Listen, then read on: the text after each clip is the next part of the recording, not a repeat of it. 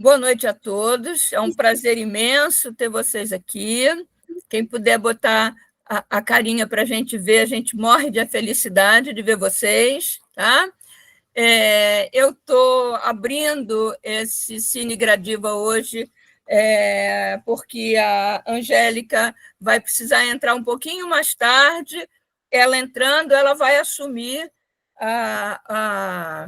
a coordenação desse Cine Gradiva. Bem, a Mariana é indispensável qualquer apresentação. Mariana, muito obrigada por você estar aqui. Eu sei que isso aí é um prazer igual para mim como para você, mas mesmo assim eu agradeço, tá? E aí eu passo a palavra para você, Mariana. Boa noite a todos. Obrigada, Naira, pela apresentação, por assumir o posto da nossa diretora enquanto ela não chega, te agradeço. Dou boa noite a vocês e eu agradeço a presença de todos e também a nossa diretora e aos demais professores pela confiança, mais uma vez, na minha capacidade de transmissão e de estar aqui frente a essa atividade. Bem, é um prazer, como eu já disse, estar reunido aqui com vocês para mais uma edição do Cine Gradiva, que é uma atividade do Instituto dedicada à promoção do diálogo entre cinema e psicanálise. E para aqueles que tiveram aqui no nosso último encontro, talvez alguns elementos da minha fala sobre metodologia eles são familiares, ainda que reformulados, claro, mas como vocês sabem, embora o desejo insista, a repetição nunca é idêntica. E a dinâmica que eu pensei para hoje, ela se mantém similar à do nosso último encontro. Então, a ideia é que eu comece com uma breve apresentação do filme, incluindo uma síntese da narrativa e alguns apontamentos, muito modestos, obviamente, sobre os elementos técnicos, tais como direção de arte, fotografia, trilha sonora, ritmo narrativo, etc.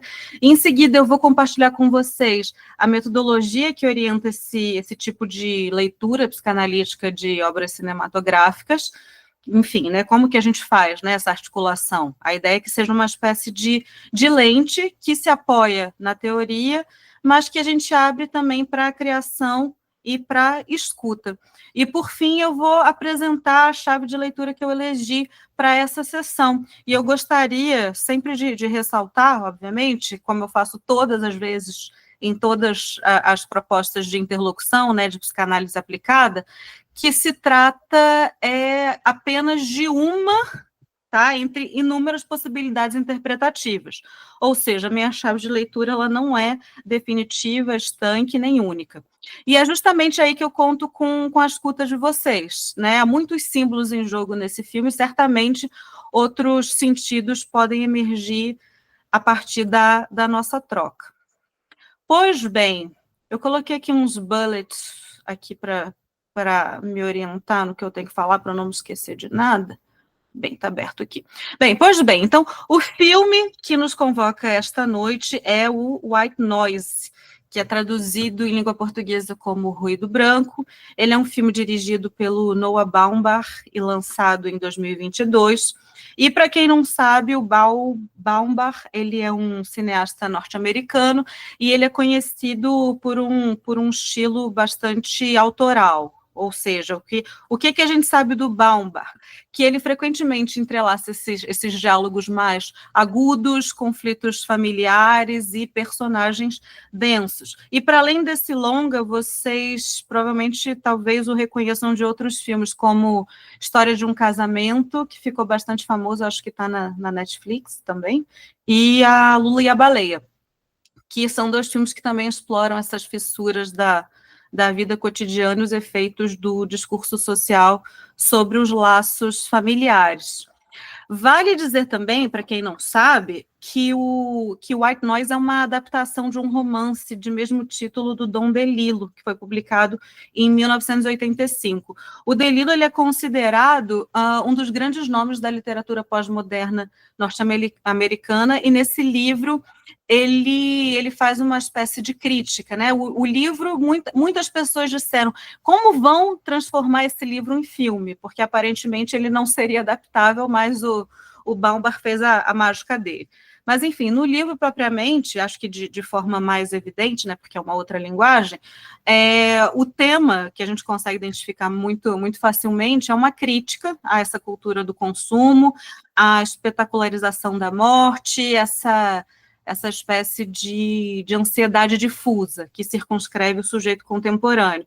E vejam, sujeito contemporâneo, sim, embora o filme, né, seja referido ao ano de 1984, o livro de 1985, cabe, né, ainda falar sobre contemporaneidade. Claro que os traços foram se recrudescendo, né, a gente tem mais alguns aspectos dos tempos recentes, sobre os quais eu também vou comentar. E a pergunta é, se a gente tentasse responder, mas professora, sobre o que é esse filme?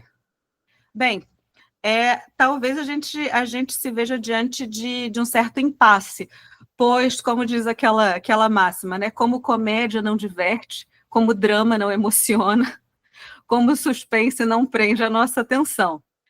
Bom, embora não funcione bem, na minha modesta opinião, em nenhum dos gêneros que ele tenta abordar, a produção ela é bastante interessante para desencadear as discussões sobre os temas que contorna. E como eu já observei em outro momento, e aqui eu reitero em outras palavras, muitas sinopses disponíveis nas plataformas de streaming ou em sites especializados pouco dizem, de fato, né, sobre a complexidade daquilo que nos é apresentado. Então, esse filme ele não é óbvio, e para quem estava esperando um roteiro fácil, talvez tenha sido meio decepcionante. A descrição que consta, por exemplo, no site que eu costumo constar, que é o Rotten Tomatoes, fala da trama da seguinte forma. Olha a descrição. Ruído branco, calma que eu preciso ler, ruído branco dramatiza as tentativas de uma família americana contemporânea de lidar com os conflitos banais do cotidiano. Ou seja, isso não nos diz absolutamente nada. Ainda que essa descrição ela esteja correta em termos factuais, ela parece reduzir o filme a uma crônica familiar com nuances de ficção científica, o que está bem longe, né, de dar conta da experiência estética, afetiva e simbólica que o filme nos provoca. Assim como aconteceu em Mother, vocês lembram do primeiro filme, do Darren Aronofsky? A gente discutiu aqui esse filme na primeira edição do Cine Gradiva. Então, assim como esse filme do Aronofsky, o White Noise ele se constitui como uma espécie de obra alegórica, né? Então a gente tem muitas camadas, tem entrecruzamentos simbólicos e referências literárias, filosóficas e psicanalíticas. Bem, o que eu pensei aqui? Antes da gente se dedicar propriamente à leitura psicanalítica que eu proponho, a minha ideia é que a gente dedique alguns minutos a certos elementos técnicos e estéticos do filme. E aqui, obviamente, eu peço licença, né? Aliás, eu faço uso de certa licença poética para me aventurar por um campo que não é o meu de origem, a cinematografia, mas que, enfim, pretendo abordar a partir do que li, porque ela nos oferece ferramentas potentes, né, para pensar os modos de produção de sentido. Naira, se eu estiver falando muito, ou se estiver muito rápido, você me avisa, tá? Mariana, tá ótimo. Tá Tá nem ótimo. falando rápido, nem falando muito. Eu diria que está falando até pouco por enquanto. Estou falando pouco, então me aguarde que eu ainda vou botar as garrinhas de fora. Tá Bem, bom. obrigada, Espero que Naira. seja uma promessa, hein?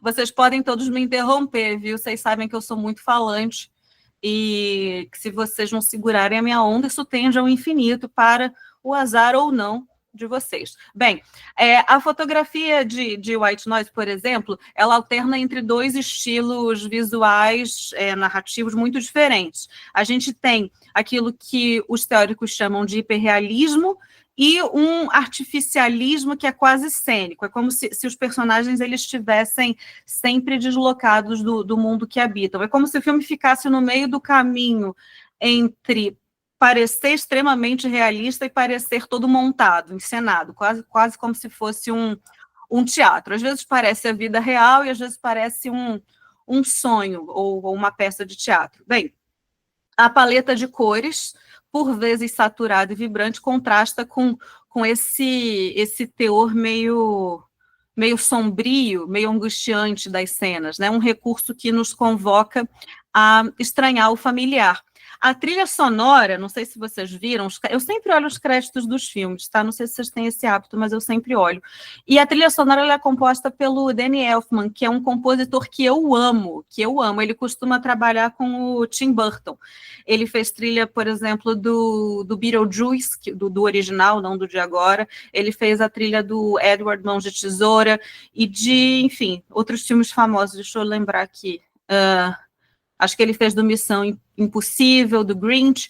E por último, mas não menos importante, eu vou revelar aqui um guilty pleasure que eu tenho, da minha série favorita de todos os tempos, que é Desperate Housewives. É uma série muito antiga, mas confesso que eu já vi algumas vezes. Mas, enfim, o Danny Elfman, nesse filme, ele transita, né, com a linguagem musical entre algo meio épico, meio irônico, o que pode intensificar essa sensação que a gente tem de deslocamento. E a própria construção dos diálogos, ora sobrecarregados de informação, ora assim, marcadamente banais, parece reiterar essa sensação de ruído, né, de excesso, de caos, que atravessa toda a obra. E bem, vou fazer um desvio. Um desvio para explicar o que significa white noise, que é ruído branco em português. Aliás, eu não sei se vocês já viram, mas quando eu fui procurar sobre essa parte de cinematografia do filme, eu coloquei no YouTube o título do filme, White Noise. E existem vários e vários e vários vídeos no YouTube com white noise para as pessoas escutarem enquanto elas estudam. Não sei se vocês já viram isso, depois vocês procurem. Então, são vídeos, assim, de horas. Algumas pessoas, aparentemente, elas acham confortante, né, eu ficar com esse som de fundo. Elas, pelo que eu pesquisei, porque eu também fui pesquisar, falei, mas gente, quem é que fica ouvindo isso? E pelo que eu entendi, é uma forma de não ficar, né, absolutamente no silêncio, e é uma opção, em vez de colocar para bebê dormir, Bruna, usam? Credo, eu fiquei um pouco angustiada com esse som de nada, mas enfim. Recém-nascido quase só dorme com ruído branco. É mesmo? Você tem o hábito de colocar para o nenê? Você põe no YouTube e fica... Eu não tenho mais neném, né? Não, mas quando tinha, você botava? Botava, tem aplicativo. É mesmo? Menina, mas eu tô desatualizadíssima. É super comum. Você bota um ruído branco. É o som do útero, né? Eles ficam... É essa a ideia? É. Bem, você me traz uma informação que pode enriquecer ainda mais a nossa discussão, né? Sobre o ruído branco. Obrigada, Bru. Bem, eu, desorientada que sou, não sabia que isso existia, mas pelo que eu pesquisei, a ideia, pelo menos para os adultos, é colocar uma música, colocar no lugar de uma música, que poderia distrair ou diminuir a atenção, né, em determinada atividade. Mas, enfim, white noise, a gente pode entender a partir de dois sentidos, um sentido técnico, tá, e um outro simbólico e metafórico. O sentido técnico, que é o original, se refere justamente a esse tipo de som que é constante, que mistura todas as frequências audíveis ao mesmo tempo, como o som da TV que está fora do ar, ou do ventilador ligado. Ele é chamado de branco, né, pelo que eu pesquisei, por analogia à luz branca, que contém todas as cores. E, geralmente, ele é usado, como eu disse, para abafar, né, sons externos. Então, ele ajuda a dormir aos bebês, sobretudo, aprendi agora, ou para se concentrar. Ele serve também para fazer teste de equipamento de som, para criar um negócio que eles chamam de paisagem sonora, neutra, etc. Enfim, e o seu sentido metafórico pode indicar, né, o barulho da vida moderna, esse barulho que não para. Ele representa essa sobrecarga de informações, esses sons na vida moderna, TV, rádio, as redes, né, conversas inúteis, esses barulhos de fundo que enfim, estão o tempo todo aí para a gente. No uso, né, que essa expressão, né, que esse termo tem no filme, a gente pode pensar também, né, em white noise como uma espécie de de simbolismo, uma tentativa de simbolizar, tá? Uma tentativa de esconder, então, o medo da morte, esconder a solidão ou o vazio existencial. Inclusive, pelo que eu pesquisei, algumas pessoas colocam esse som para não ficarem muito sozinhos, tá?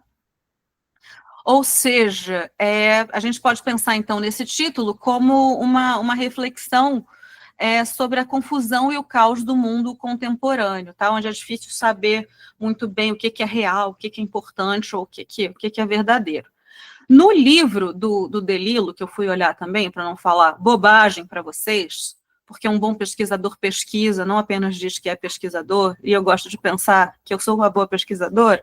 Bem, no livro do Delilo, então, o ruído branco ele aparece como uma metáfora constante, né, justamente para o excesso de estímulos da vida moderna. Então, no livro que eu li, tá, gostaria de dizer a vocês que eu li o livro para falar do filme, mas enfim, no livro a gente vai ter, né, a vida dos personagens saturadas por vozes, por jingles, manchetes, tem TVs ligadas, rádios, anúncios, tudo isso cria uma espécie de como se fosse um pano de fundo contínuo, assim, como um ruído que impede a introspecção, ou seja, tem um ruído que me impede de pensar muito, né, naquilo que pode me angustiar.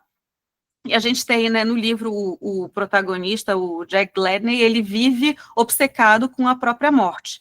Então, o ruído branco, ele serve como uma espécie de entorpecente simbólico, assim, um barulho constante que distrai as pessoas da consciência da própria morte. E, bem, mesmo no livro, né, mesmo os momentos mais banais, eles são interrompidos por esse ruído de fundo, né, físico ou simbólico, como conversas no supermercado, sobre dieta, sobre medicação, uma conversa que é esvaziada, né, seria uma espécie, o que fica muito evidente no livro, não sei se fica tanto no filme eu também achei que fica, mas talvez porque eu tenha lido o livro. Não sei se alguém também fez as duas coisas. Mas, enfim, a linguagem da vida cotidiana, a ideia do Delilo é representar uma espécie assim, de zumbido vazio. É como se fosse um som sem linguagem, sem significado, que é uma ideia importantíssima para a psicanálise, tá? E, bem, no filme, o que a gente encontra, né? A adaptação é fiel a esse espírito que a gente vê no livro, mas tem a sua própria pegada, né? Mistura esse realismo com absurdo. Então, visualmente, né, no filme a gente vê uns ambientes meio teatrais, assim, com cores exageradas e situações que parecem normais, mas que têm um tom surreal, como, por exemplo, o fato do Jack ser um especialista em hitlerologia, ou seja, em estudos sobre Hitler, né, não tem o menor cabimento. E, bem, no filme esse ruído branco ele aparece de várias formas, nos sons de fundo, que são constantes, nos diálogos, que são sobrepostos, às vezes todo mundo fala junto e a gente não entende nada, as vozes que se perdem em discussões fúteis, essa trilha sonora que mistura, né, como eu disse antes, essa coisa meio mundana e meio épica. É como se o espectador ele tivesse sempre cercado de sons, né, quase nunca em silêncio. Aliás, eu conto uma intimidade a vocês. Como analista, eu lido bem com o silêncio, isso não é um problema, mas no cotidiano não, eu sempre preciso de um barulhinho, e eu só me dei conta disso depois que eu vi esse filme. Não, o barulhinho que eu ponho não é ruído branco, mas eu ponho uma música bem baixinha, a ponto dela não me distrair, mas eu sei que tem um barulho, ou até a televisão ligada, e pode estar mutada a televisão, mas tem o barulho da própria TV, né? Quer dizer, eu nunca percebi que eu fazia isso, mas o filme me chamou a atenção. No filme, a gente também tem como tópico central, né, o medo da morte. Então, ele aparece nas obsessões, nas paranoias e na ironia de uma sociedade que tem tudo, que tem tecnologia, que tem produto, que tem ciência, mas não consegue lidar com o inevitável. No filme também a gente vê uma sátira, né, do consumo e do vazio existencial, como quando as cenas de um desastre químico, elas são tratadas com a mesma estética de um comercial de carro, que é aquele que aparece no início. E, bem, Falando ainda um pouco, tenho tempo, estou de olho no relógio, tá? Se eu estiver me passando. Bem. Mariana, pode deixar que eu cuido do seu tempo, igual na sessão de análise, pode deixar que aqui eu cuido do seu tempo. Perfeito, obrigada, Naira.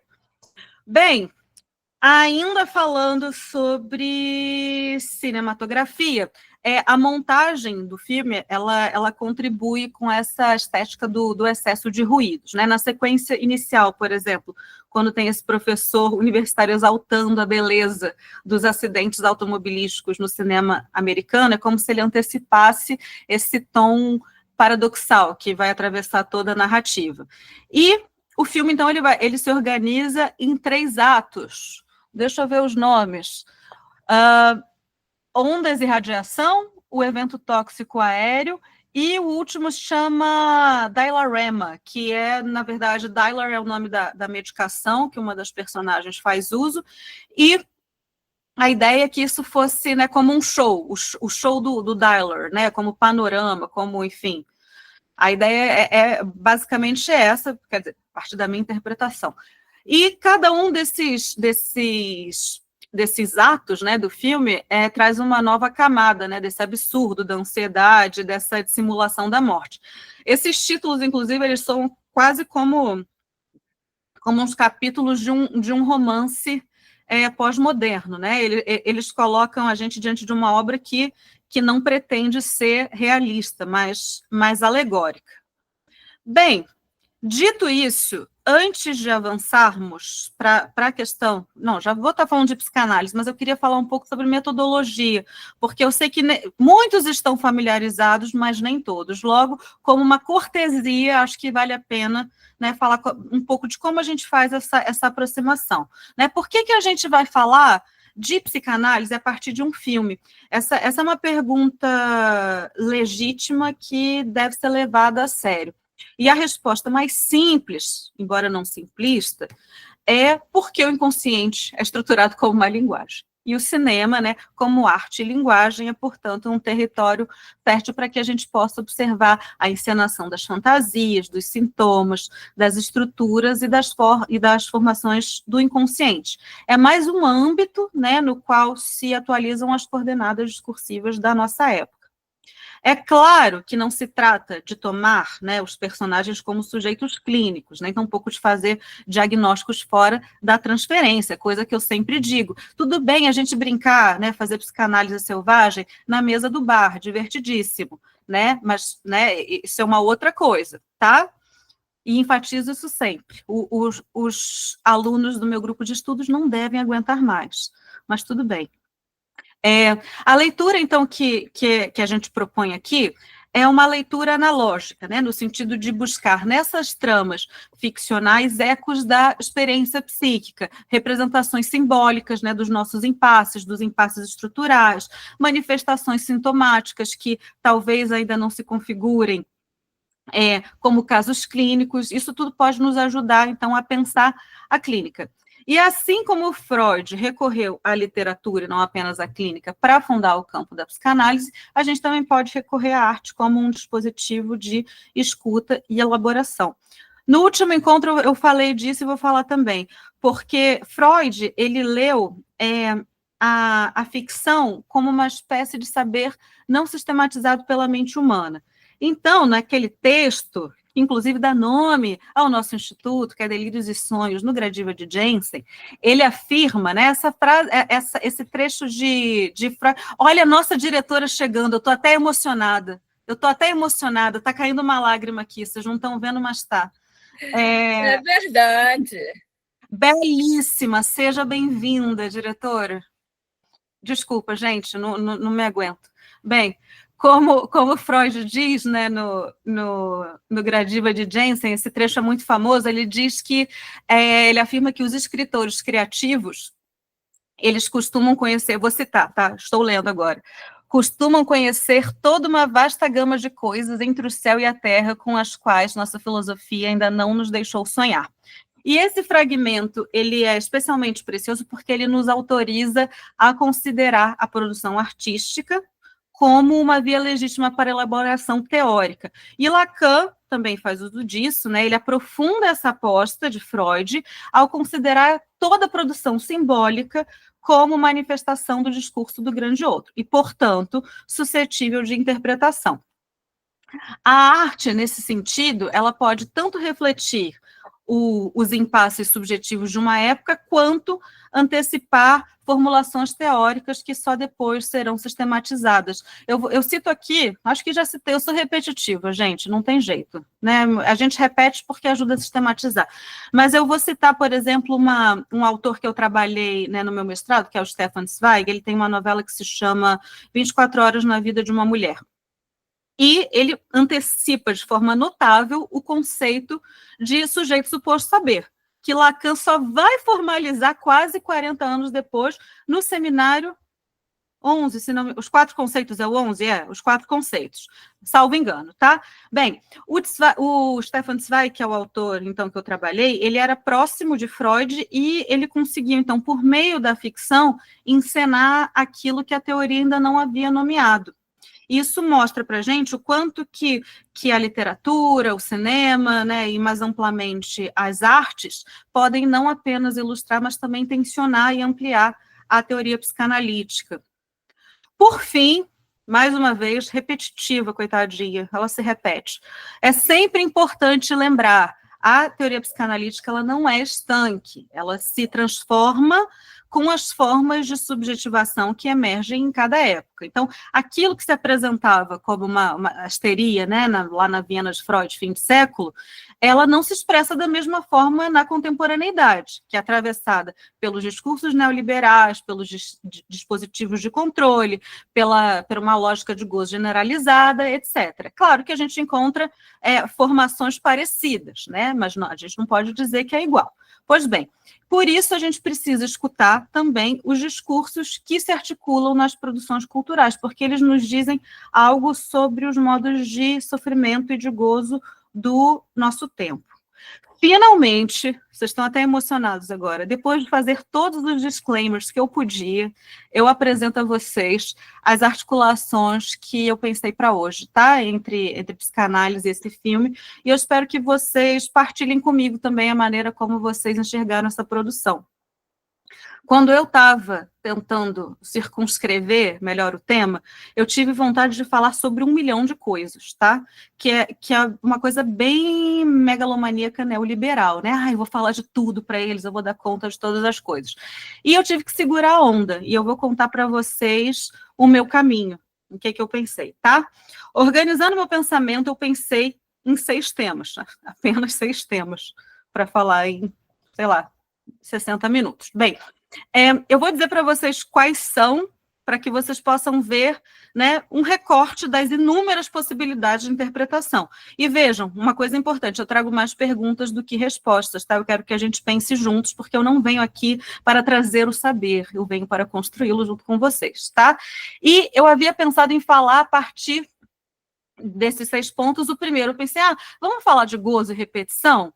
Porque pensei na questão do gozo da repetição a partir, por exemplo, do Jack, que se especializou em Hitler, né? Que é uma figura que representa justamente esse gozo obsceno do poder. A Babette, que busca secretamente, então, essa droga para eliminar o seu medo de morrer. Então, ela cede a esse gozo do uso compulsivo da medicação para tentar escapar do real. E isso eu pensei a partir justamente de trabalhar a partir da teoria dos gozos, né? A teoria do gozo de Lacan. E aí pensei em discussões, quais são as formas de gozo, né, representadas no filme? Como se articula a repetição assim, então? Mas achei que ia ser meio chato, que ia ficar muito metapsicológico. Estou citando apenas para que vocês saibam que são discussões possíveis, tá? Eu já vou engatar, eu já estou na 3ª marcha já, tá? Pensei também em falar sobre a farsa do discurso universitário.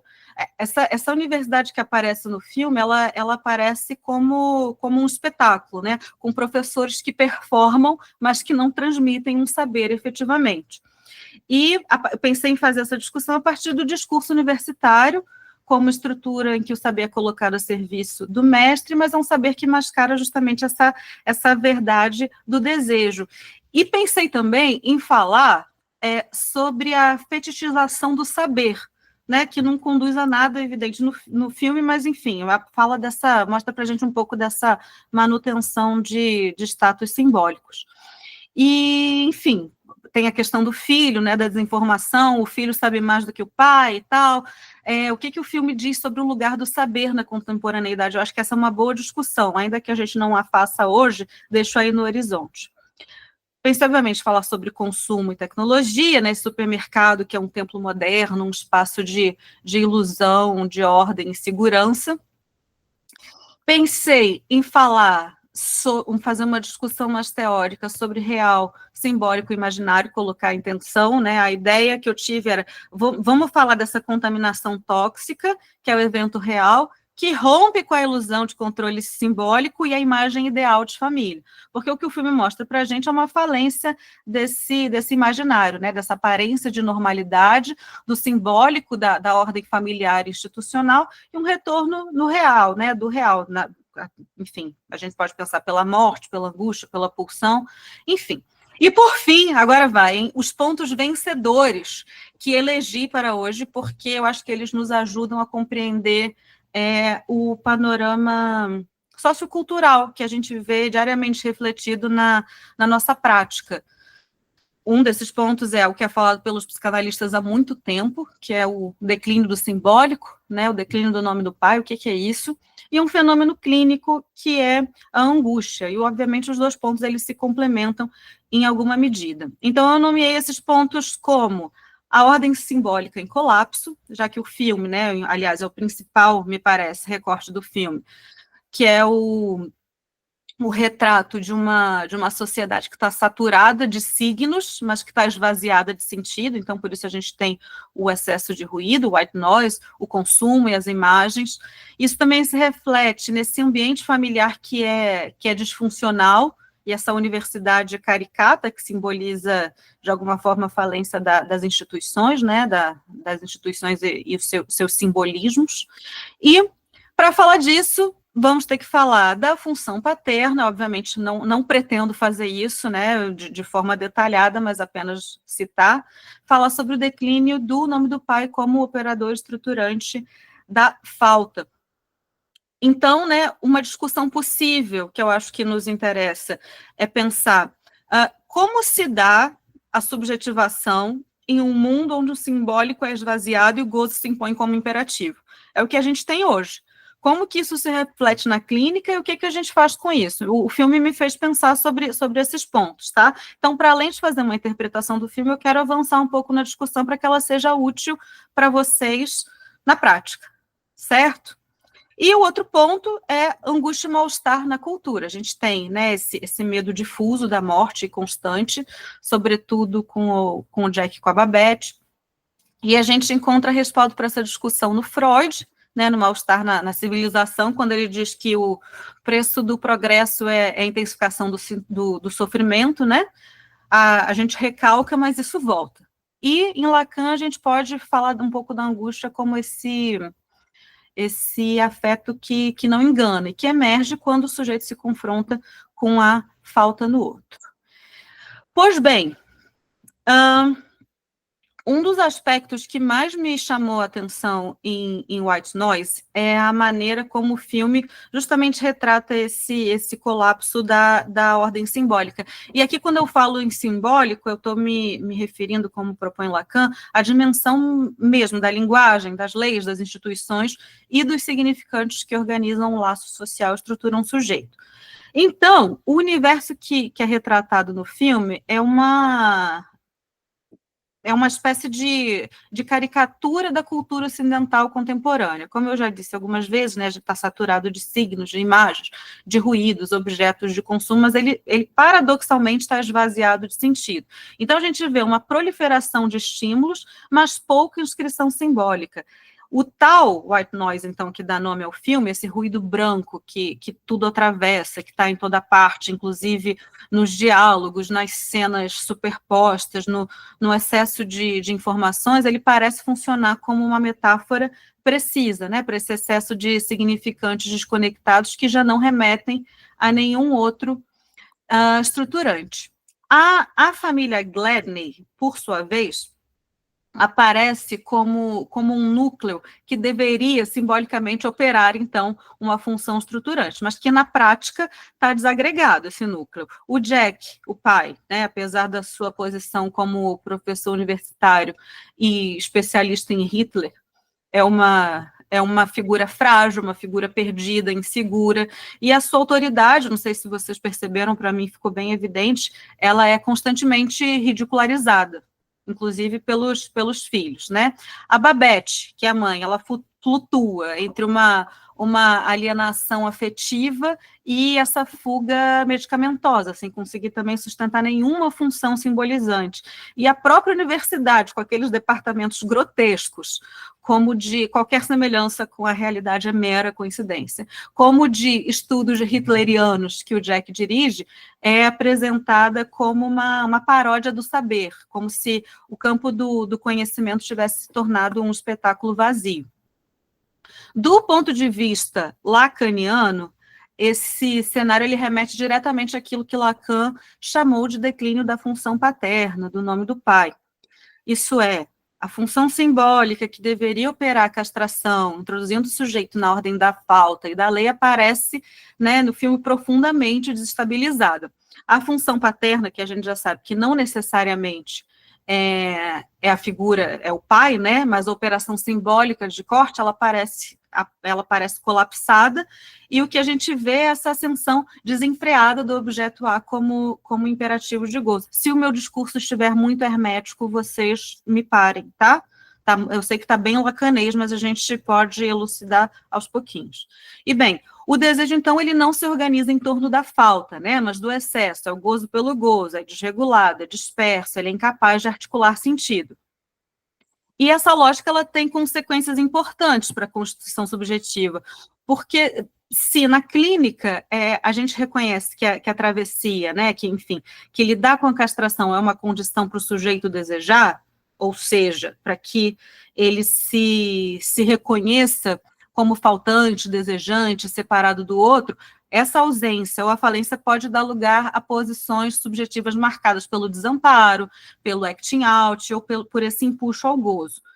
O excesso da presença de objeto, da imagem, da voz, da mercadoria, do discurso mercadológico, né, publicitário, acaba por, então, obscurecer o vazio que é necessário à constituição do sujeito. A gente verifica no dia a dia essa precariedade simbólica na clínica. Eu não sei se contei para vocês, mas uma vez atendi uma moça com fibromialgia que, enfim, era muito difícil, porque não produz, né, significante com isso, é um pouco angustiante. Pois bem, o que o filme parece nos mostrar é justamente um mundo, então, em que os grandes significantes, como a paternidade, o saber, a religião, lá naquela cena do hospital, o amor romântico, essas coisas já não sustentam o laço. Tudo se torna, né, um espetáculo, performance, imagem, enfim, qualquer referência ao Instagram que eu não fiz, mas, enfim, né, não é mera coincidência nesse caso, tá? Os sujeitos, eles falam, mas eles não dizem. Olha que poético, eles circulam, mas eles não se encontram. Eles consomem, mas eles não se satisfazem. Eles vivem juntos, mas estão todos sozinhos, né? Então, isso é uma espécie de triunfo do gozo sobre o desejo, ou seja, a gente tem um apagamento do sujeito nesse excesso de ruído.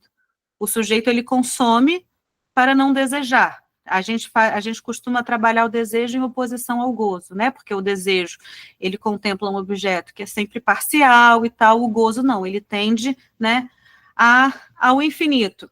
Pois bem, Então, essa leitura, né, que eu proponho a vocês sobre essa crise da função simbólica, em particular da função paterna, ela não é apenas um fenômeno discursivo ou institucional, mas também é um fenômeno clínico e estrutural. E talvez o white noise, nesse sentido, ele funcione como uma alegoria, né, da subjetividade em tempos de colapso do simbólico.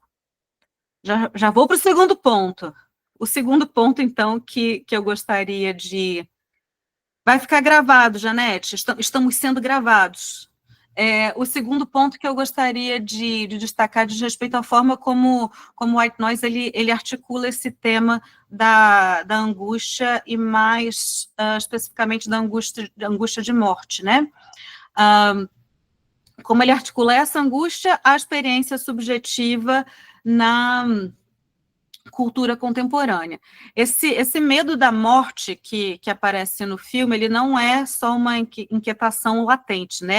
É uma presença constante, difusa, quase sufocante. E o Jack e a Babette, que são os protagonistas, eles são atravessados por essa aflição, cada um à sua maneira. Ele tenta, né, sublimar essa angústia por meio do saber, da autoridade acadêmica, dessa simulação de controle, e ela busca um alívio imediato pela via da medicação. Ela se rende ao consumo de uma pílula experimental que promete eliminar o medo da morte. Mas, como sabemos, a angústia não se deixa recobrir com tanta facilidade, não é mesmo? Bem, aqui eu vou recorrer a Freud, no Mal-Estar na Civilização. Ele nos oferece uma chave de leitura atual para a gente pensar esse ponto. Ele vai afirmar que o progresso civilizatório, com as conquistas tecnológicas, científicas e normativas, tem como contrapartida o aumento do sofrimento psíquico. Por quê? Porque quando a gente recalca as pulsões em nome da convivência social, a cultura ela cria as condições para o retorno desse recalcado, sob a forma de sintomas, de angústia, de desamparo subjetivo. E em White Noise, essa tese freudiana, ela encontra uma ressonância quase que literal. A sociedade retratada no filme, ela tenta, né, a todo custo, recobrir essa finitude, seja por meio dessa, né, hiperprodutividade acadêmica, né, do consumo desenfreado, dessas soluções tecnocientíficas. E o próprio evento tóxico, que simbolicamente opera como uma irrupção do real da morte, né, ele é inicialmente negado, depois ele é banalizado e depois ele é estetizado, como se fosse possível, né, digerir simbolicamente aquilo que, por definição, escapa à simbolização. Bem, Lacan, ele nos ensina que a angústia é um afeto que não engana. Então, ao contrário da neurose, que mascara a falta, né, por meio do sintoma, a angústia ela surge precisamente quando o sujeito ele se depara com a falta no outro, ou seja, quando esse outro que deveria garantir um sentido, uma estabilidade simbólica, etc., ele se revela castrado, incompleto, falho. E no filme essa experiência ela é reiterada. Nem o saber, nem a paternidade, nem o amor, nem a ciência, nem nada é capaz de operar como garantia. Então, o real da morte, aquilo que não se representa, retorna como angústia. Já falei disso, botei um pontinho aqui, né, dessa presença constante do white noise enquanto metáfora sonora da angústia, ela é sintomática. Esse ruído branco, então, ele está em toda parte, sem início nem fim, sem localização precisa, ele encarna como se fosse uma forma contemporânea de angústia. Não como um grito, né, ou um horror que é localizado, mas como um fundo contínuo, assim, de inquietação, de desconforto, de mal-estar. É uma angústia sem objeto, sem nome, mas persistente, como aqui o Lacan descreve no Seminário 10. E bem, diante disso, pergunta que não quer calar, o que faz o discurso capitalista? Bem, ele tenta recobrir a angústia com promessa, né? Aquela pílula lá da Babette, a Dyler, ela é uma dessas promessas. Ela promete, então, eliminar o medo da morte e neutralizar, então, o afeto. Ela é, por excelência, uma suplência tecnocientífica diante da angústia. Mas, como a gente vê, uma suplência fracassada, porque aquilo que ela pretende eliminar retorna com ainda mais força. Então, a medicalização, o consumo, o entretenimento, a informação incessante, todos esses recursos são modos de tamponar o real, mas o real, como a gente sabe, ele insiste. Bem, estou quase acabando. Talvez uma das maiores contribuições do White Noise, então, seja justamente a de nos lembrar que a morte, por mais recoberta que esteja por signos e produtos, ela permanece como uma ausência que nenhuma mercadoria é capaz de preencher. E que, diante dela, a gente é convocado não a negá-la, mas a escutá-la, como escutamos na clínica, a angústia que fala quando o discurso silencia. Tentando agora amarrar um pouco o fio que a gente percorreu até aqui, o que eu pensei é que, de maneira geral, o que o White Noise nos propõe não é uma narrativa com, né, bem com começo, meio e um fim bem definido. Ele tampouco, né, nos apresenta uma história de superação ou de redenção. Me parece que a proposta, inclusive, pelo que eu vi, né, das discussões, que a proposta é justamente trazer, né, nos mergulhar nessa atmosfera que a gente já conhece bem, mas que quando a gente observa como telespectador, né, fica mais evidente, que é uma atmosfera que está saturada de signo, mas que não tem sentido, né? É um mundo em que o simbólico já não organiza, que o pai já não barra, que o grande outro não garante. E, diante disso, o sujeito moderno, ou melhor, o sujeito contemporâneo, ele se vê imerso em uma paisagem que é ruidosa e pulsional, tentando, então, a sua maneira, sobreviver ao real que insiste. A angústia, né, sobretudo a angústia de morte, ela ocupa nesse cenário, então, um lugar que é privilegiado. Ela não se apresenta como algo extraordinário ou espetacular, mas como um fundo permanente da experiência subjetiva. O Jack e a Babette, cada um a seu modo, eles nos mostram o quanto o saber, o amor, enfim, todos esses elementos significantes são convocados a operar como escudo simbólico, e o quanto, em última instância, eles fracassam. Porque a morte, como o real por excelência, escapa a toda simbolização. Bem, o filme, então, ele nos fala, né, de uma cultura que é marcada por esse mal-estar difuso, uma espécie de ruído existencial que não se cala, e talvez o gesto mais psicanalítico que a gente possa fazer diante disso, né, seja como espectadores, como analistas, como sujeitos, seja o de escutar esse ruído, escutar o que nele ressoa da nossa própria época, da nossa própria angústia, da nossa própria condição de seres atravessados pela linguagem, mas habitados por um real que ela não dá conta de cobrir completamente.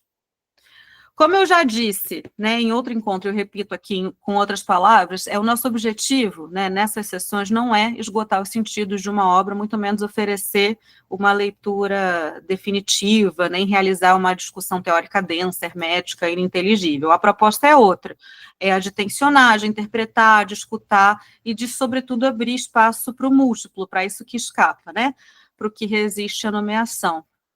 Por isso, agora eu gostaria muito, muito de ouvir vocês e deixo algumas perguntas. Quais são as cenas ou frases que ficaram reverberando depois do filme? Quais são os símbolos que se destacaram? Quais são as questões, né, que esse ruído branco deixou em vocês? O que, de alguma forma, tocou o próprio lugar de vocês de fala, de escuta, de afeto? Queria que a gente pensasse nisso juntos. E, bem, a palavra está aberta, eu concluí e eu a passo a vocês. Vou concluir na hora, bem bonita. E aí, minha gente? Fez algum sentido? Obrigada, dona Angélica. Fez algum sentido para vocês, essa discussão? Aliás, essa discussão não, essa apresentação, a discussão ainda vai começar. Diga, dona Patrícia.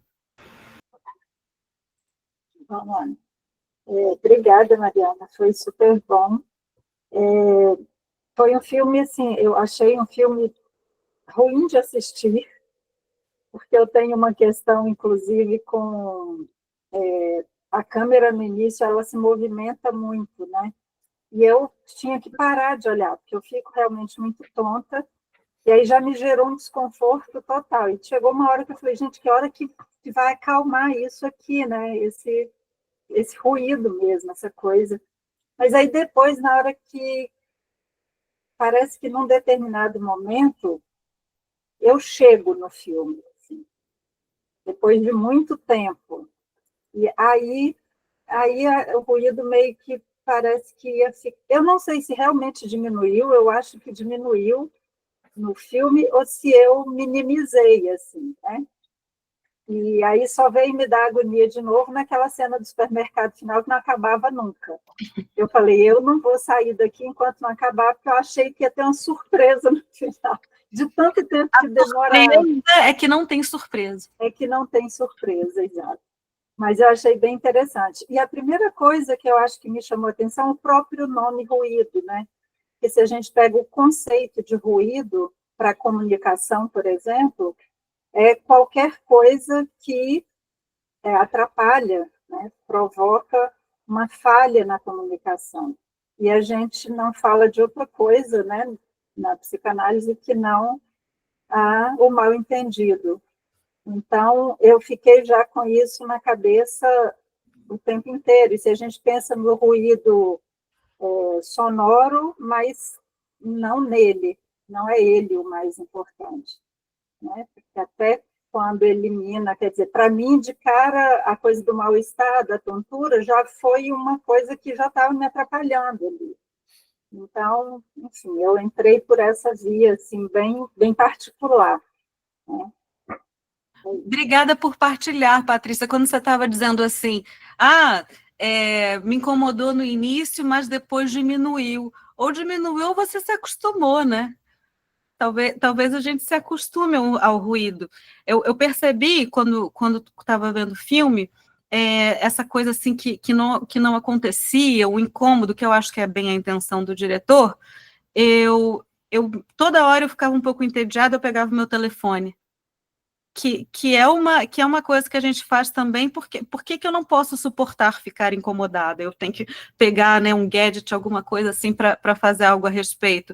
Esse filme, embora, né, como eu disse, como drama não emociona, como comédia não diverte, e como suspense não prende a nossa atenção, pelo menos para mim ele foi uma experiência assim... de corpo ali, um desconforto, nossa, não acaba isso, nossa, ainda faltam 40 minutos, credo. Então, acho que, de alguma maneira, foi bem sucedido, né, se a gente olha por essa perspectiva, né, desse incômodo, desse mal-estar, do que essa tecnologia, o próprio filme, né, como, enfim, metalinguagem, né, assistir um filme é consumir um filme. Diga, Naira. Para não deixar escapar esse início, né, para mim, também, o início foi muito chato, eu diria. Né? Muito chato aquela universidade que, talvez por ter dado aula 30 anos em universidade, sei como ela pode ser chata, então, aquilo ali, eu digo, gente, se o filme for todo ele com essa chatura, e a única coisa, Mariana, que me fez permanecer vendo o filme foi porque você indicou. Digo, se a Mariana indicou, esse filme tem que ter alguma coisa e eu vou ficar aqui até o final. Não me diga isso, não me diga isso. Mas aí valeu a pena, Mariana, valeu a pena, sabe? Bom, pelo menos isso, não é mesmo? Valeu a pena, mas eu sabia que valeria a pena, apesar da chatice que foi aquele início daquelas discussões, né? Daqueles temas que me pareciam tão tolos, né? Que era Hitler, era aquele cantor Elvis Presley, né? Então, aí tinha o outro.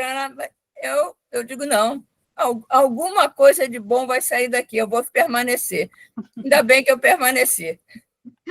Obrigada, Naira, por partilhar. Fico pensando também que essas coisas que são chatas, eu acho que é intencionalmente chato, e isso nos faz pensar no próprio tédio, né? A gente não se permite entediar. O tempo, né? Tempo é dinheiro, eu não posso ficar em frente aqui à televisão vendo Netflix, uma coisa que é chata, que não está me acrescentando nada.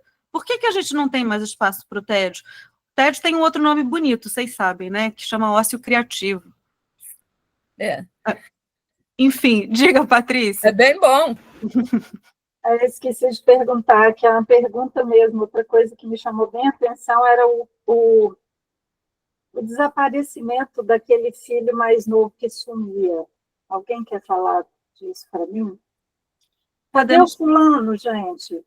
Que sumia. E no final ela faz uma referência às duas coisas que ela... as duas coisas que ela temia ou que ela desejava, que era com relação à morte do marido, ou a não morte, né? Não acontecer, não morrer primeiro, e alguma coisa que aí eu acho que aquele nome era do filho. E aí eu falei, gente... O filho eu acho que era o Wilder, e ela cita o Murray, que é o professor. Ah, é o professor? É o professor. Mas é interessante esse filho, inclusive na cena do carro, quando eles estão fugindo, num primeiro momento a câmera passa e a gente não vê a criança. Eu penso, meu Deus do céu, largaram a criança no meio de um acidente tóxico, como é que é isso? E quando você fez a pergunta agora, obviamente eu não tenho uma resposta imediata, mas pensei que essa criança é a única criança que é filha dos dois, né? E como é que é isso? A que é filha dos dois some? O que isso diz sobre essa relação amorosa, né? Esse casal? O que isso teria para acrescentar em relação à discussão que a gente está tendo, né? Desse mal-estar? O que esse filho que desaparece e ninguém percebe muito, que na verdade é o elemento que os une diretamente, como, enfim, né? Ele é o descendente deles, e ninguém se dá muita conta. O que isso diz para a gente desse filho? E esse filho não aparece muito, né? Esse filho está meio apagado. Talvez a gente possa fazer uma leitura nesse sentido. Bora, gente, algum comentário, dúvidas, dívidas? Deixa eu ver o que o Aloysio nos diz aqui.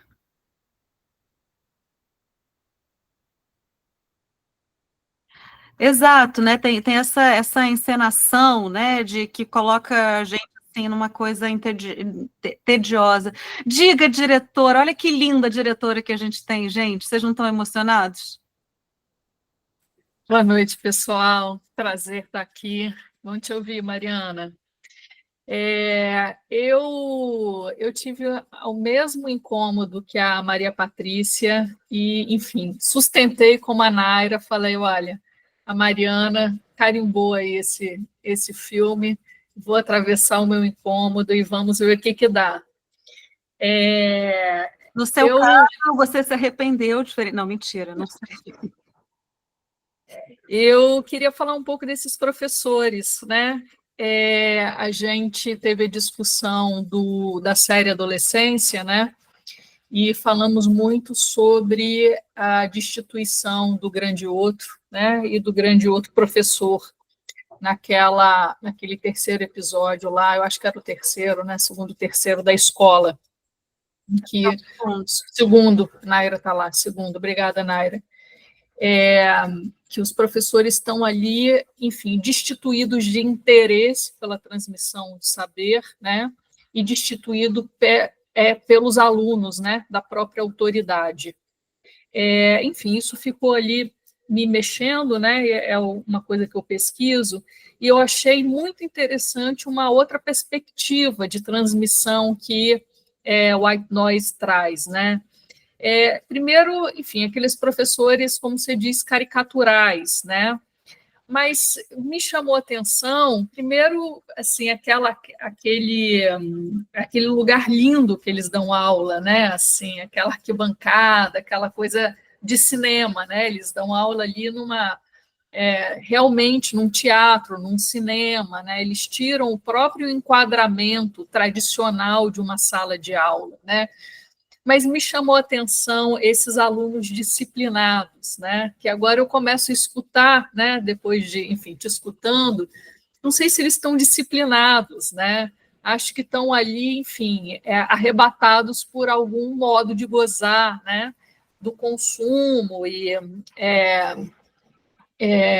dessa relação, a coisa do Hitler me chamou muita atenção, né? Assim, e dessa relação com uma figura que é uma figura de autoridade radical, né? O Hitler traz ali o fascismo, né, de uma forma muito enfim, muito colocada, mas, ao mesmo tempo, o filme ele destitui isso quando começa a se contar a vida do Hitler, né? E ele é um bebê chorão em relação a essa mãe, né? Então, nem o lugar, né, nem a figura de autoridade fascista, ela se mantém de pé no filme. Eles fazem questão de deixar a gente sem raiz nenhuma desse grande outro. É um desmoronamento geral. Qualquer coisa que referencie não se sustenta por si, né? É uma leitura. Achei muito interessante isso. Assim, eu falei, gente, o que um fascista está fazendo no meio dessa bagunça toda, né? Enfim, nem ele ficou, né? Sobre os alunos, tem uma chave de leitura que é a seguinte, claro, vendo de hoje, né? A gente fala em metodologias ativas, você sabe que eu trabalho com educação médica, então a gente o tempo todo está convocando os alunos para que eles compareçam como sujeitos, né, no seu próprio processo de aprendizagem. Quando a gente fala dessas aulas mais clássicas, que estão todos silenciados, só ouvindo, a gente tem um apagamento subjetivo também, né, de alguma maneira, que é estar ali, eu só escuto, eu não produzo nada com isso, eu assimilo, fico quieto e bola para frente. Talvez seja um pouco disso, né? Todo mundo muito esvaziado, não tem muito sentido, né? Quem fala não fala nada. É um filme que incomoda. Não é um entretenimento bonito para o final de domingo, para ver com a família, né? E subtrairmos dele uma grande lição de moral. Mas eu acho que ele precisa a gente discutir coisas boas, né? Eu pensei neles também, encantados com a morte, né? Eu acho que ali, quando eu falei de um encantamento por uma outra coisa que não a disciplina, né? É o encantamento pela própria morte, porque o que passava ali do Hitler era isso, né? Era essa, enfim, massiva de destruição que ele produziu, né? E a morte tem esse encantamento, né? Tem essa, enfim, essa captura que é maravilhosa, né? As pessoas todas, enfim, ali encantadas. Fala, Naira. Esses alunos, né, ficaram para mim uma coisa assim de que eles estavam encantados não com o conteúdo, mas com a performance. O professor é performático, né? Então, com a capa, com óculos, e um busca o outro para que seja performático lá na aula dele, para ele conseguir o lugar que ele quer. Então, não é muito o conteúdo que mantém as pessoas ali, mas a performance desses professores. E isso eu acho curioso, né? E o mais curioso é que a performance não é para convocar os alunos para que eles participem, para que eles adquiram voz, é só para que eles observem, né? Só para que eles permaneçam ali, calados. Façam número. Eles querem quantidade ali. Não estão, né? A sensação que eu tenho é que não é de uma preocupação, né, com uma transmissão, né, uma participação, mas é com números. Eu sou bom professor, performar, porque eu junto um monte de gente. E aí, quando ele começa a falar na outra turma, vai entrando gente, né? Ninguém abre a boca. E ele usa uma capa, né? Uma beca. O que é isso, gente? Uma toga. É coisa de juiz, né? Verdade, e tem aquela cena também que a gente não mencionou, que ele tá com um sujeito tentando aprender o alemão, e ele diz, olha, você não pode contar para ninguém, porque como que eu sou o maior especialista dos Estados Unidos sobre isso, você sediar aqui um grande evento e não sei falar alemão, isso tem que ser segredo. Ou seja, ele não pode admitir também que algo falta. Então, ocupa essa posição de quem está à frente, quem tem o controle, mas, na verdade, é uma fraude. Para si mesmo, ele sabe disso. Então, é um filme que foi para provocar. Eu espero que ninguém tenha ficado traumatizado. Vocês estão bem, gente? Alguém quer falar alguma coisa? Bruna, talvez isso seja assim. Quem já está fazendo análise vai levar para a sua análise e vai resolver o trauma. Quem não está, vai buscar. É o que a gente quer, que todos estejam fazendo análise. Então, fica resolvido. Né? Exatamente. Algum comentário, minha gente? Vocês querem contar alguma coisa? Vocês estão tristes? Vocês estão contentes? Fez sentido? Não fez? Falem, eu não parei de falar. Cadê? Quem vai falar? Coragem. Por que tanta janelinha fechada hoje? Eu não estou entendendo. Você brigou com, você beliscou eles antes de eu chegar? Que nada, eu até arrumei meu Não, cabelinho. eles sentiram falta de você, Angélica. Eu Verdade. abri e ninguém quis nada comigo. E eu ainda pedi, me ajoelhei, pedi por favor, mas nada. Eu testemunhei. Não testemunhei. é? Tão tímidos, gente. É porque eu não tenho aparecido muito, é muito trabalho. Tô vendida para o neoliberalismo. Venho aqui criticá-lo, mas sou refém dele. Não é mesmo? Algum comentário? Aqui eu chamo por nome, hein? Isso é uma coisa horrível. Deixa eu ver aqui quem que eu vou chamar. Não, brincadeira, gente. Não vou. Não. Basta o filme, né? Vocês não precisam dessa convocação explícita, né? As janelinhas vão se apagando uma a uma. As pessoas vão saindo, de repente não tem mais ninguém na sala. Acho interessante a gente falar um pouco sobre angústia, né? Uhum. O povo aí que não assistiu, mas que bom que veio, mesmo sem assistir, Janete, veio fazer presença aqui, escutar, e, enfim, também pode dar uns pitacos a partir daquilo que escutou. É bem interessante, quem está com o pé fora, né? Pode falar assim, Mariana, não entendi nada que você falou, não juntou Lé com Cré, você pode explicar? Eu explico com muito prazer, se puder, se conseguir. Bora, Janete! Janete, 10 de 10 para você, hein? Então, eu não tive tempo de assistir, porque aí precisei atender uma analisanda fora de hora e aí era impossível não atendê-la. Então, assim, o que me impactou, mentira, o que me chamou a atenção, agora vendo o que vocês falaram, foi uma frase que eu guardei logo de início: olhem para além da violência, né? Eu não sei nada do filme, digamos assim. Eu já tinha começado a assisti-lo uma outra ocasião e parei, não lembro qual o motivo, tá? Agora, eu preciso parabenizar a explicação da Mariana sobre o filme. Eu acho excelente essa introdução, porque dá uma luz como é que eu falo? Na fotografia, no som, na imagem, entendeu? No próprio enredo, na direção. Eu achei essa sua introdução excelente. E as colocações que surgiram, me instigou a assisti-lo tipo já, né? É óbvio, né, que se o rapaz é interessado em Hitler, ele deve ser, assim, uma pessoa extremamente, vou dizer até, como é que eu falo, além do fascismo, né? Porque aí já não estamos mais numa época de fascismo, mas ele deve ser uma pessoa extremamente com uma visão elitizada, que é justamente aquilo que nós, pelo menos eu falo por mim, mas eu uso nós, tá?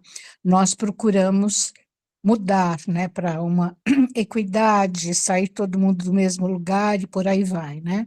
Então, assim, eu só estou falando para dizer assim, gostei muito, achei ótimo e vou virar freguesa.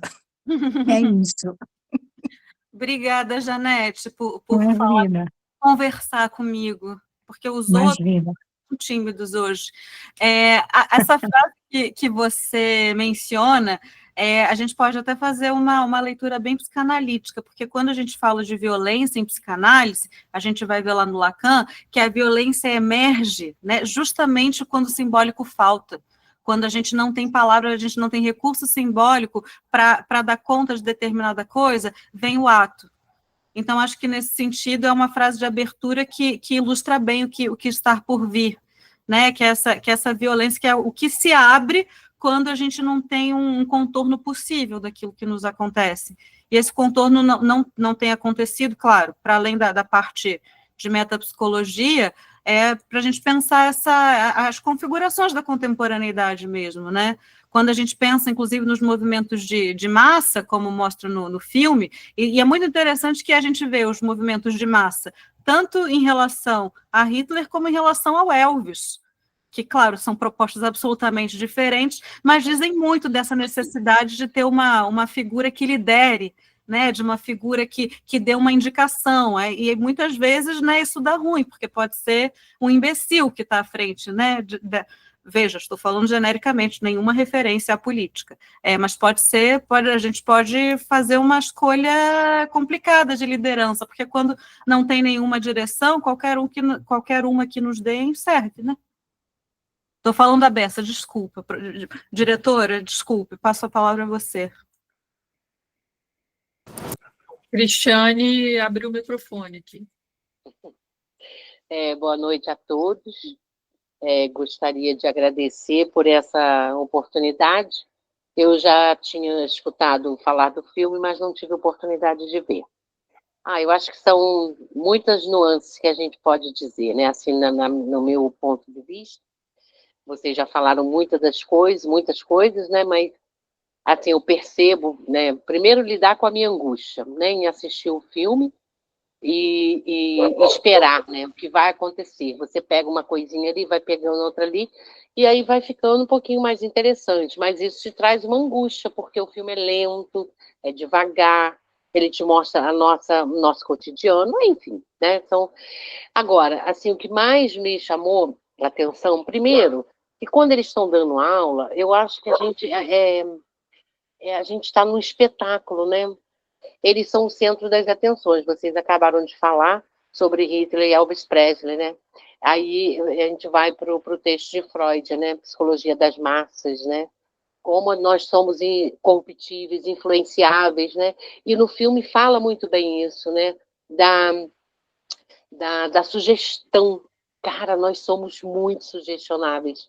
Se a gente deixar, né, todo momento, principalmente pelo nosso sistema capitalista, que o filme encerra maravilhosamente bem, dentro de um supermercado, que as embalagens, cara, nos chamam a atenção, né, principalmente, deve ter sido quem patrocinou o filme, não acredito, né, da batata lá, que ela tem um sorriso, né, tipo, olha, eu sou aqui, eu estou aqui, eu sou, né, me compre, alguma coisa assim, e assim, ir para o supermercado é uma coisa que você não compra só o que você precisa, né? A gente compra muito mais do que necessita. Alguns podem, lógico, né?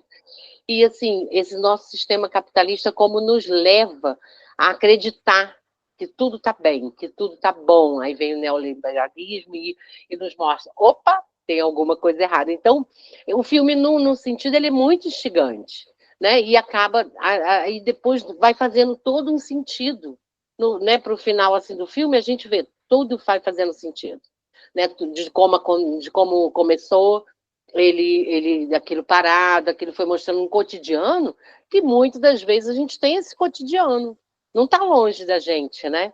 Da nossa vivência. E assim, aí me chamou a atenção, então, para finalizar, porque eu também gosto de falar, né? Mas é essa angústia para poder... Estou adorando. Obrigada. Essa angústia, né, de assistir até o final, porque eu falei, eu me comprometi, eu quero assistir, porque eu quero ver o debate, eu quero aprender, eu estou aqui aprendendo, né? Então, essa angústia de... E quando você se depara com... Fala, pô, já vivi isso. Quem nunca? Quem nunca viveu um relacionamento assim, ou que foi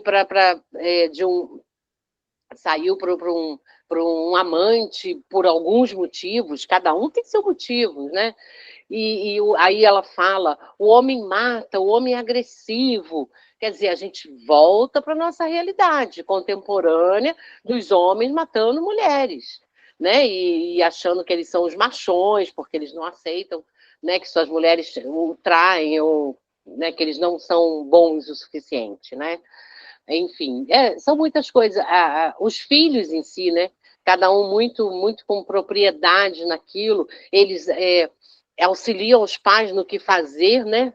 Eu achei isso também muito interessante, né? Que eles mostram esse caminho, vai por esse caminho. É como se os pais fossem aqueles bobões que a gente também vê hoje em dia, né? Muitos pais à mercê do filho, né? Os filhos é que meio que mandam, né? Eu tô com o poder agora, né? Então, aí, tadinho, né? Aí a gente vem de várias gerações, Nutella, geração isso, geração aquilo, geração... Enfim, então tem várias. Se a gente puder, a gente vai ficando aqui, Mas assim, o que me chamou a atenção foi a Angústia, logicamente assisti, e esqueci a palavra aí, o ato falho aí. A sugestão. Pô, eu achei aquilo fantástico no filme. A Sim, sugestão. Cristiane, esse é um ponto muito importante que eu não mencionei, mas de fato, né? Como que as pessoas são sugestionáveis e seguem a massa, né? Inclusive todo mundo saindo da cidade. Sai da cidade, não sai da cidade, para, não para. E essa coisa da estética também, eu não sei se vocês conhecem, tem uma foto muito famosa de supermercado de um fotógrafo alemão, se eu não me engano, ele tem o nome do meu pai, eu acho que o sobrenome é Gursky, alguma coisa assim, que é uma foto famosíssima dos anos 90, que é justamente essas prateleiras, todas organizadinhas, assim, né? Essa sensação de que a organização, um ambiente asséptico, nos traz conforto, está tudo seguro, está tudo, né, em ordem quando as coisas estão arrumadas. E me lembrei também, você estava falando da batatinha, daquela propaganda do sucrilhos, Kellogg's, não sei se vocês estão familiarizados, mas que a propaganda era assim, vocês sabem qual é o tigre dos sucrilhos? Vocês sabem quem é? Que a propaganda era mais ou menos assim, desperte o tigre em você. Sim. Ou seja, você compra esse negocinho aqui, que esse negocinho vai fazer você se tornar um tigre. Consuma isso aqui, que aqui tem a substância tal e a vitamina sei lá o quê, bababá, babá, babá. Né? A gente tem os slogans que prometem essas coisas. Por que as pessoas têm que ser um tigre? Desperte o tigre em você, tem que ser ativas, tem que ser... Isso tudo se a gente vê refletido no consumo, né? No capitalismo. Eu sou uma grande entusiasta dos procedimentos estéticos. Por quê? Porque é incrível o que eles prometem. E você põe um fio aqui de sei lá o quê, você faz um botox aqui, você não vai envelhecer, você vai ficar jovem para sempre. E aqui, eu tenho um cara, muito doido, que ele faz um monte de... Ele toma suplemento, sei lá o que ele toma, e ele tem o corpo... Biologicamente falando, não sei como é que se mede isso, o corpo de um jovem de 18 anos, embora ele tenha 60 e poucos. Então, assim, isso tudo é o quê? Até que ponto a gente vai para negar a castração? Não é mesmo, minha gente? É isso, tô palestrinha agora no final, né? Caiu, pesou um pouco, né? Tem uma outra coisa que eu acho que vale a pena a gente falar, né, pegando a questão da angústia, porque a angústia também é esse espaço de invenção, né? No momento que tem, enfim, essa promessa capitalista, né, ela vem padronizada, ela tira, né, uma possibilidade de invenção singular que é o que um trabalho de análise permite, né? E isso fica ali claro no filme, né? O consumo, né? Os remédios, o consumo, né? Enfim, eles vão entregando uma mesma coisa a pessoas muito diferentes, né? Que a gente possa enfatizar um pouco isso aí. Sim, eu pensei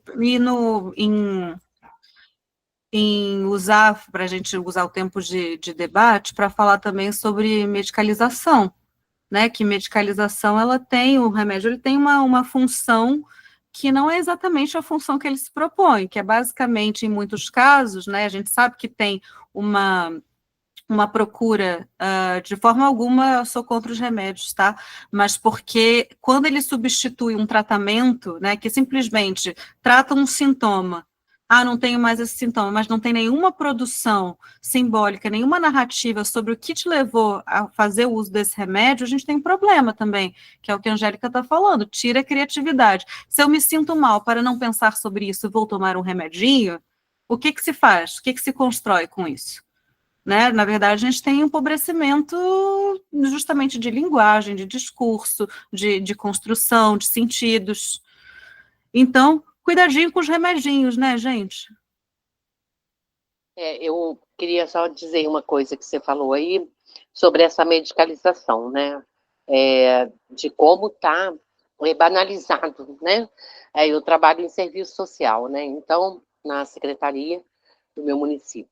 Então, o boom que teve, né, de diagnóstico de autismo foi uma coisa absurda, Eu vi, vamos dizer assim, laudo de criança de 2 anos com TOD. Eu falei, caraca, isso não é possível isso acontecer.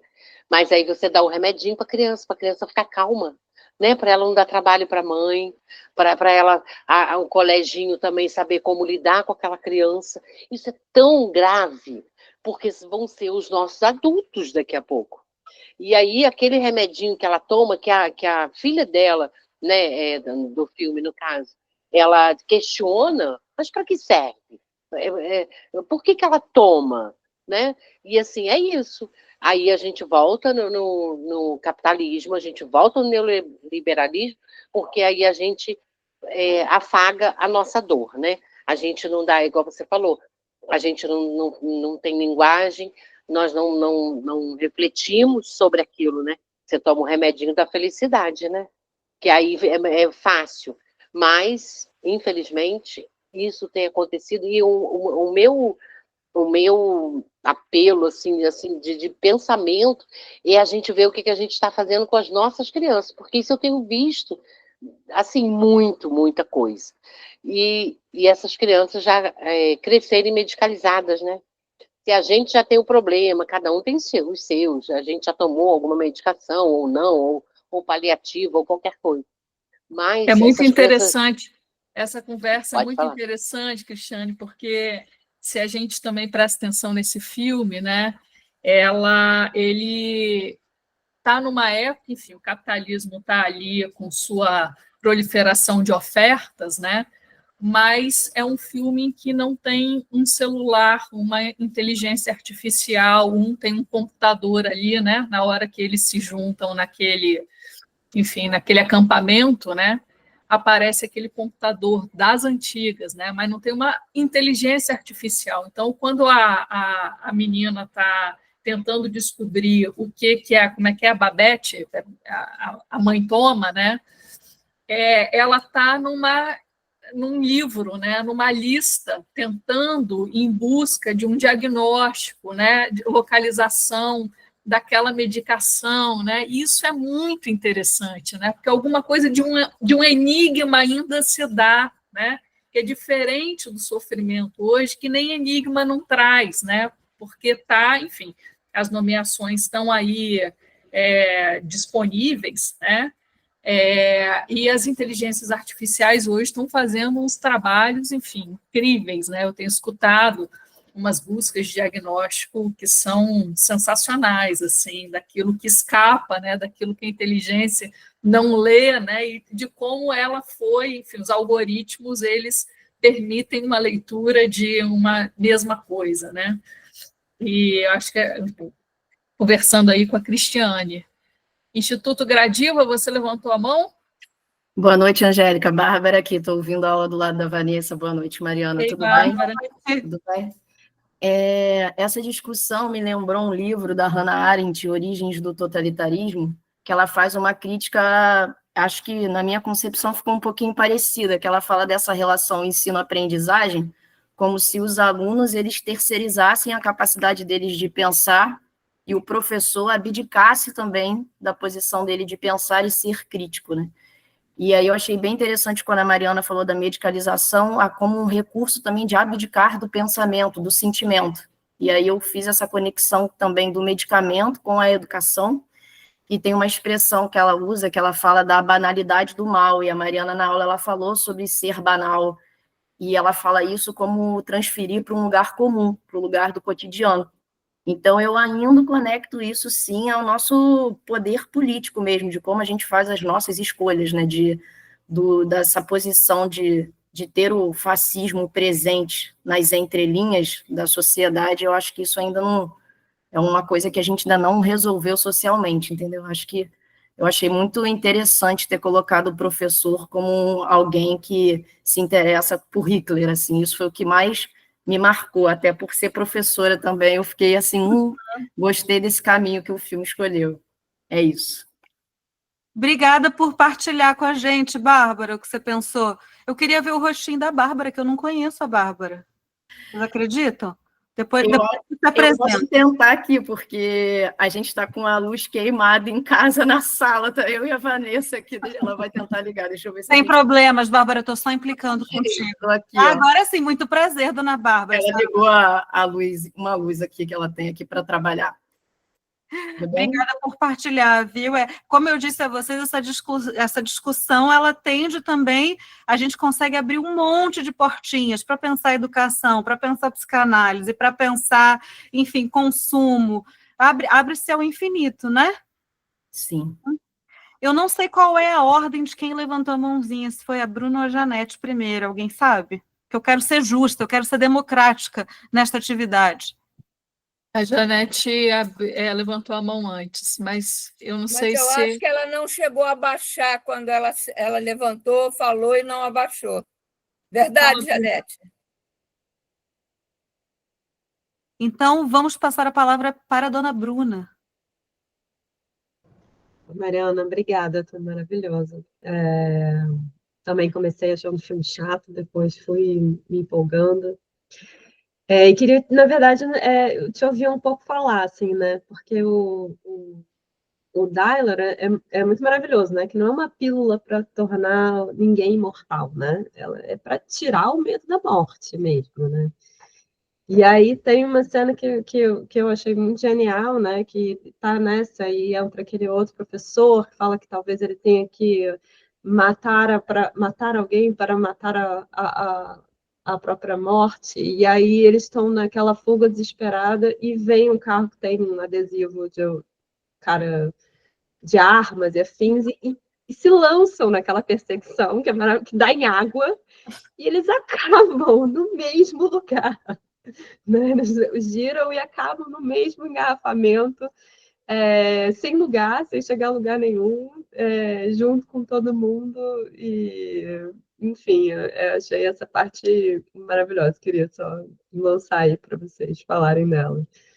Essa parte ela é bem interessante, porque quer dizer, qualquer coisa que apareça, que se apresente como um índice de solução. O total declínio ali do. Você tem um remedinho, tem um procedimento, tem aquele curso, tem, né, aquele investimento, a gente brilha os olhos, né? E assim como o Dylar, que não resolve o problema, a gente se dedicar a essas coisas que aparentemente trazem solução também não resolve. E a gente acaba onde? No mesmo lugar, não é mesmo? Na fila do congestionamento. Esse filme Você ganhou um tempinho de esperança, né? Você ganhou um tempinho de ilusão. De ilusão. Você vai dar uma enganada ali naquele medo. É muito bom. A gente consegue fazer, né, associações mil, assim, com cada ceninha desse filme. Eu acho que é só por isso que ele se torna legal, porque como roteiro ele é chatíssimo. Tudo bem a gente falar que é chato, né? E outra coisa que vocês comentaram, né? Naira, Angélica, todo mundo que comentou dessa dificuldade, não, porque eu tenho que ver até o final. Tudo bem que vocês colocaram na minha conta. Não, porque a Mariana indicou e tal. Mas fico pensando que se não fosse uma indicação, né? A gente tem uma tendência também a começar a fazer as coisas e não se permitir não concluir. Não, porque eu comecei, agora eu tenho que fazer, porque, né, tem uma coisa assim de investimento. Por que a gente tem que concluir o que está chato? Por que a gente não pode ficar entediado? Por que a gente não pode mudar de ideia? Acho que são coordenadas discursivas bem neoliberais, né? Quase que uma coisa de coach no cotidiano. Trabalhe enquanto eles dormem, vá até o final, não desista. Uma coisa que... Tá, mas para quê? O coach ele não pergunta para quê. Vocês já pararam para pensar? Ele só diz, tá, seu objetivo é esse, vamos lá, vamos estimular. Tá, mas para quê? Porque pensar para quê pode incomodar um pouco, né? Pode desorientar e, enfim... E aí vai atrapalhar a produtividade das pessoas. Como é que eu vou pensar no meu ser se eu tenho que trabalhar 80 horas por semana? Mariana, só uma coisinha que eu gostaria de me redimir aqui. Tá? Se redimir, Cristiane? O que você aprontou? Sim. Sim, porque assim, é a minha formação é psicologia, eu, né, fiz direito também, mas eu estou hoje no estudo da psicanálise. Mas por que eu estou colocando isso? É porque quando eu falo que eles estão lá na aula e que aquilo tudo é um grande teatro, depois me pareceu que eu desrespeitei, porque eu vi aqui que a Naira é professora, né, foi professora acadêmica por muitos anos, quando ela se apresentou, né? E por que eu digo isso? É por causa da toga que eles usam, né? Que na esfera jurídica, né? É tudo um teatro, né? É promotoria, é defensoria, é jurados. E eu já participei disso tudo, assim, até enquanto eu não atuo hoje, mas enquanto estagiária, né? Então, a gente sabe que aquilo tudo, assim, tem uma metáfora muito por trás. Então, assim, eu falei nesse sentido, por ele usar uma torga, sabe? Então, assim, aí ficou teatral, ficou aquilo, né, que chama a atenção. Então, é nesse sentido que eu falei, mas respeitando, pô, maravilhosos professores. É só isso. Não nos sentimos ofendidos, né, Naira? Nem um Ai, não, então tá bom, que bom, que bom. Eu, esses De dias, jeito fui... nenhum, isso não chegou aqui. Ai, que bom, Naira, que bom. Mas foi só para.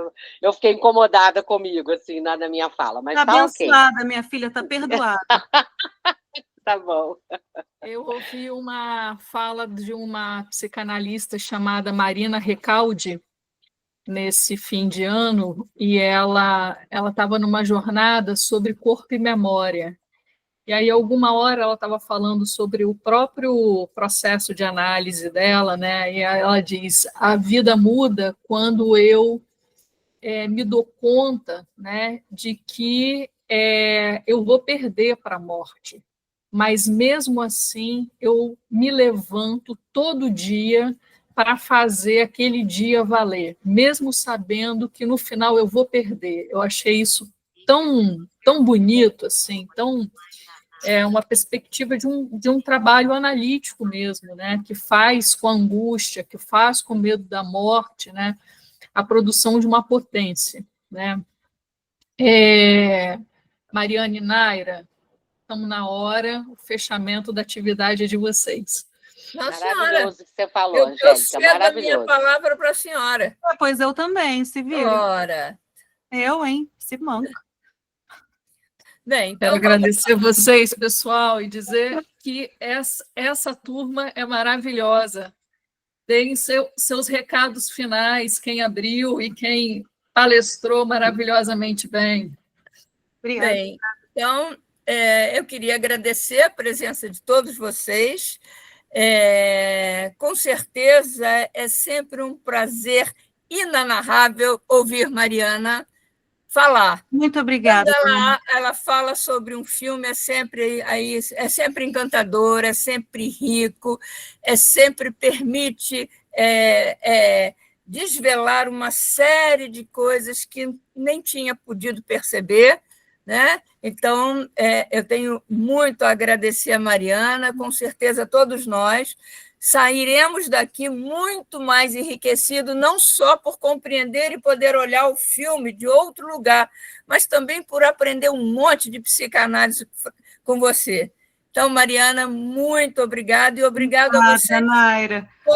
Obrigada pela sua fala elogiosa, laudatória, meu respeito. Então, eu trago sempre um pouco de saber e muito de deboche. É o meu jeitinho, mas espero que tenha transmitido algo de importante para vocês. Tá bem? Muito obrigada, Naira. Obrigada, nossa diretora Angélica, por confiar em mim. E a vocês, porque estão aqui em plena segunda-feira à noite, não é mesmo? Obrigada, viu, gente? Estou à disposição e deixo uma indicação bibliográfica sobre a transitoriedade do Freud. Leiam. Ok. Obrigada a todos. E aí agora a gente já fica na expectativa do próximo filme, Mariana. Sim, o próximo vocês que vão escolher. Eu estou cansada disso. Eu dou a palavra ao povo, tá? Tá bom.